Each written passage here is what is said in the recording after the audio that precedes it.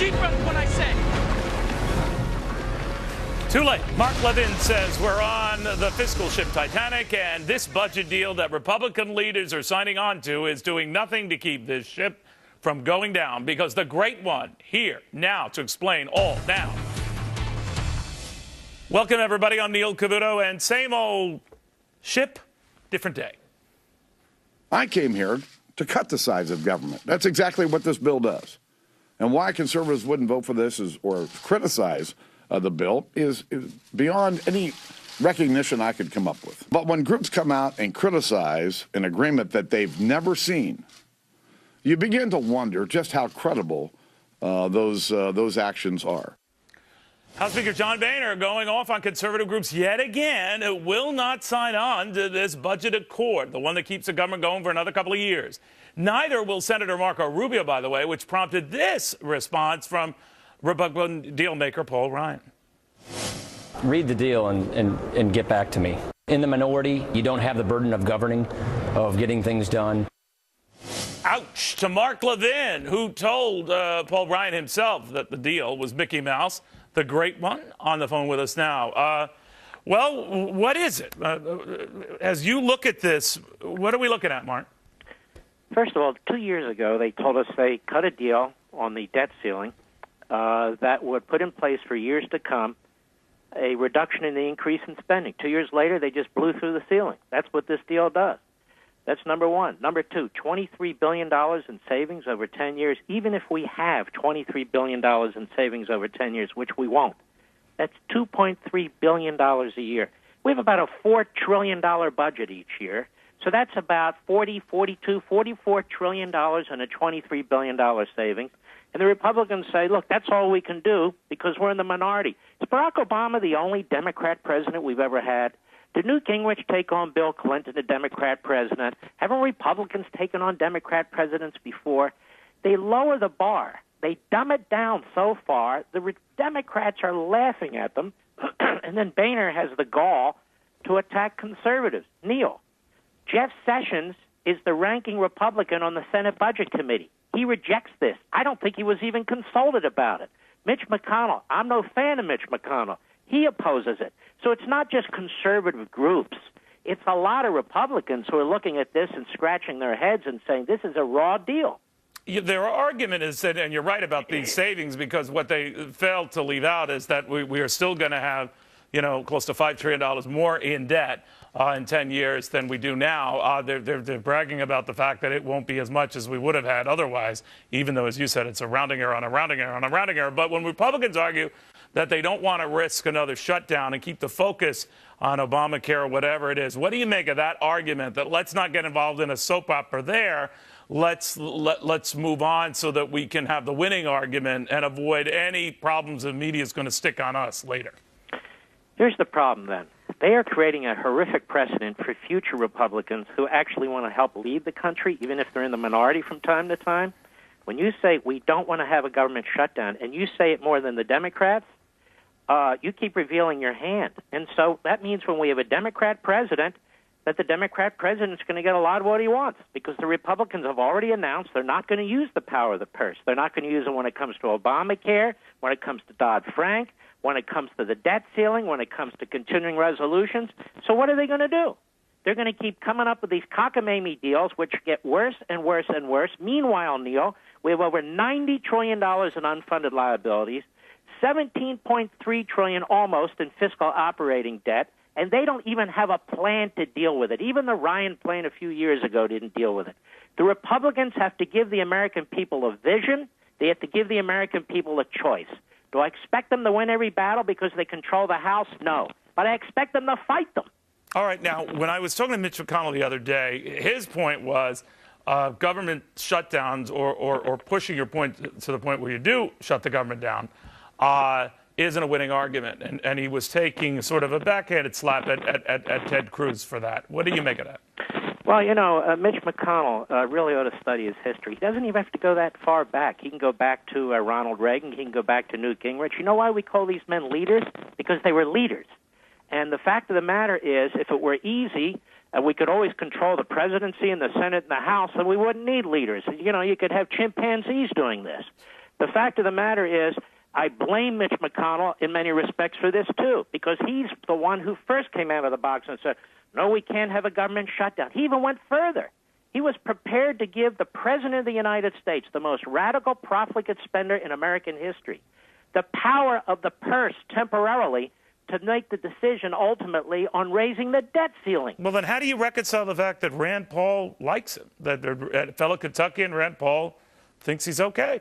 Look, I can only speak for myself. I don't care who likes this one and who likes that one. I don't know what's going on up there on Capitol Hill. I just don't like most of it. And I want John Boehner to know something. He, his staff, his leadership are constantly calling people in advance of votes, telling them what's coming before the public knows in these bills.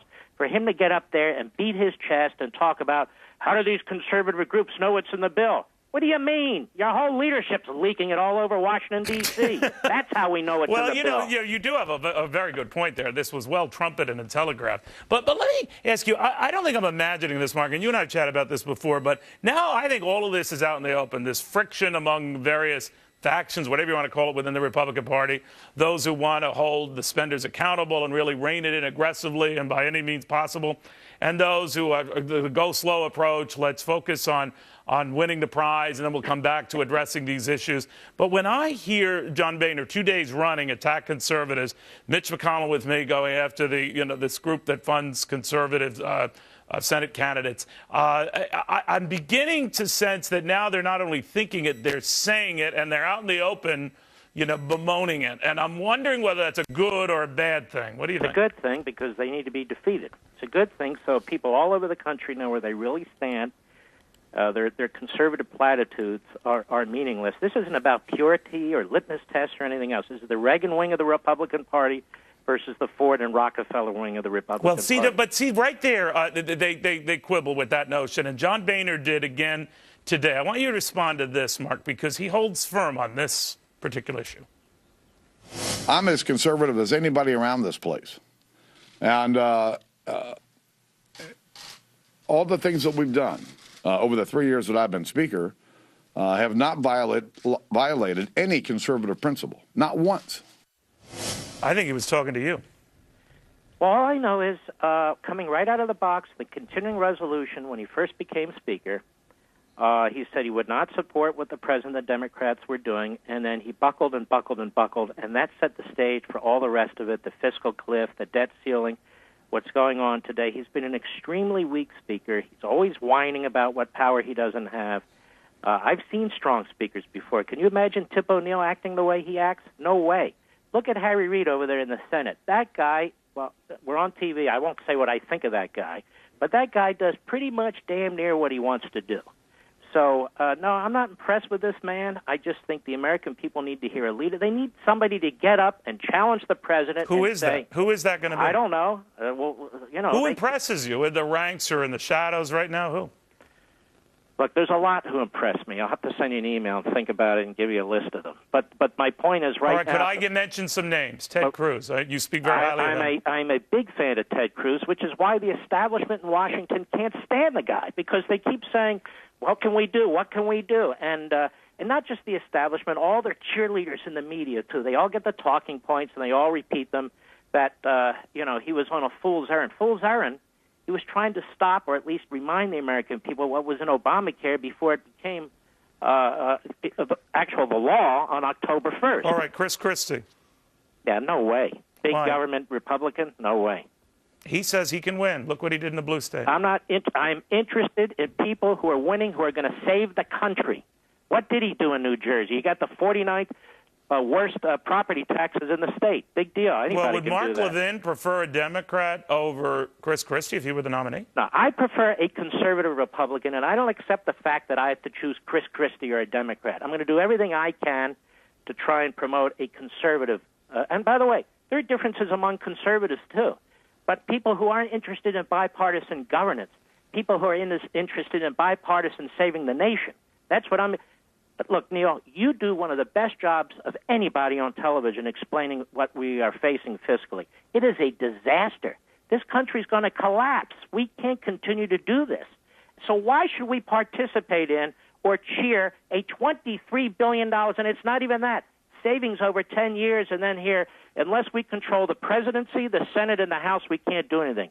You know what happened last time the Republicans controlled the presidency, the Senate, and the House? We had the second most profligate, the biggest spending in American history before this president. We had, people forget, bailouts, GM and Chrysler. We had a $152 billion stimulus. We had a $300 billion Recovery Act bill. We had all kinds of TARP going on under Republican control of Congress and the president. No, you're right about that. You're right. There's precedent for this, and I think a lot of Republicans should just admit, as like you would at an AA meeting, I'm a recovering spender, and I'm trying to get over it. But you're quite right about that. I guess what I'm asking is because this comes up a lot, Mark, and I know you and I have discussed it before, this battle for the soul of the party, or whatever you want to call it. And I just noticed when Ken Langone, the billionaire investor and philanthropist, was on with me, he said, well, it's got to be someone like Christie who can win and not these Tea Party loons, that's what he called them, who will only divide us, and that we have had a habit, I'm paraphrasing here, that is Republicans, of grabbing defeat from the jaws of victory, and we got to stop it. What do you say? Well, thanks, Ken. I used to go to Home Depot. I guess I'll go to Lowe's now.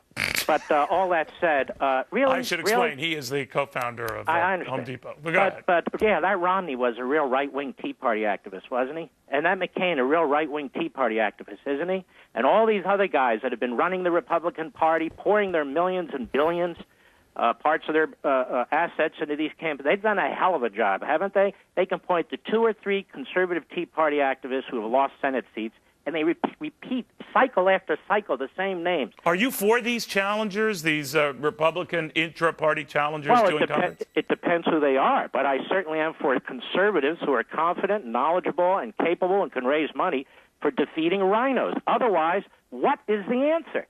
Now, I have my own answer called the Liberty Amendments in my book. I think we should bypass Congress, the president, the courts, and go back to Article 5 under the Constitution and try and get the state legislatures to help, and we're working on that now. Like Ken would consider me a loon, right?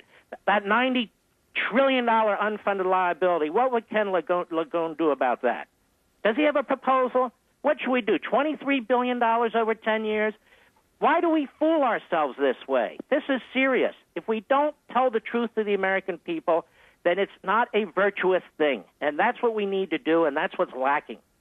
Mark Levin, it's always a pleasure. God You're bless, always brother. very, very, very clear. I don't care where you folks stand, on the right or the left. That is a man who galvanizes a great deal of attention. And in a party lacking for a voice or some sort of clear vision, he provides it, whether you accept it or not. Mark Levin.